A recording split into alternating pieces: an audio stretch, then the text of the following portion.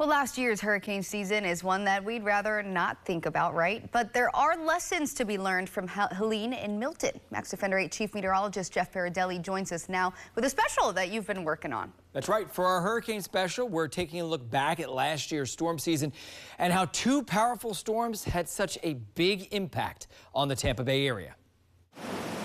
Most years, we say, it could happen here. In 2024, it did. The worst, Helene and Milton. Two storms just 13 days apart. They were very different hurricanes, devastating different parts of the Bay Area. Helene organized into a tropical storm on September 25th and set a course that skirted Florida's west coast. By the next day, it was a Category 4, just 100 miles off Pinellas County. And just after 11 p.m., it made landfall near Perry, still a Cat 4, with punishing 140-mile-an-hour winds, the strongest landfall in the Big Bend since record-keeping began. Small communities like Cedar Key were battered with wind and 10 feet of surge. The storm surge came in very quickly here, and people have done the best they can. 1 in 4 homes in Cedar Key destroyed. Now, with Helene's core so far offshore, many Bay Area residents were shocked as the coastal communities were inundated by the highest surge in 100 years. Several feet of water pushed into homes, leaving behind tons of sand. Helene ended up being the deadliest hurricane to hit the U.S. since Katrina, though most of the casualties were not in Florida.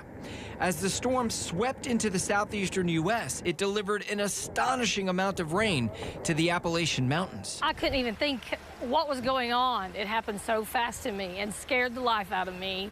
Up to 30 inches of rain slammed the mountains, triggering landslides that swept into the valleys, swelling rivers and washing away entire communities. While there were 34 deaths in Florida directly and indirectly tied to Helene, North Carolina saw 107, and the total deaths across the Southeast, 250. Then, just days later, the next threat emerged, Hurricane Milton. To have another hurricane roll in so quickly is definitely very scary, and this one being, coming right at us, stronger winds, it had everyone just in fear. It started as a tropical depression on October 5th, then a hurricane on the 6th, rapidly intensifying to a Category 5 on the 7th. Milton was one of the strongest hurricanes ever recorded in the Atlantic Basin, and although it weakened as it approached Florida, it still made landfall as a major hurricane, a Category 3. Milton's landfall at Siesta Key around 8:30 in the evening on October 9th followed tense hours of watching every wobble on the Max Defender 8 wobble tracker. Just a slight jog to the north would have brought the storm's intense southside winds into Tampa Bay, powering a worst-case scenario surge event unlike anything we've experienced in centuries. Instead, Milton went just far enough south for its winds to push water out of Tampa Bay. But the surge to the south was severe, reaching 10 feet at Minnesota Key. Milton's biggest impact on the Bay Area was torrential rain and a prolonged flood event in Pinellas County, Hillsborough County, and especially along the Withlacoochee River. In all, 27 people lost their lives to Hurricane Milton, all of them in Florida.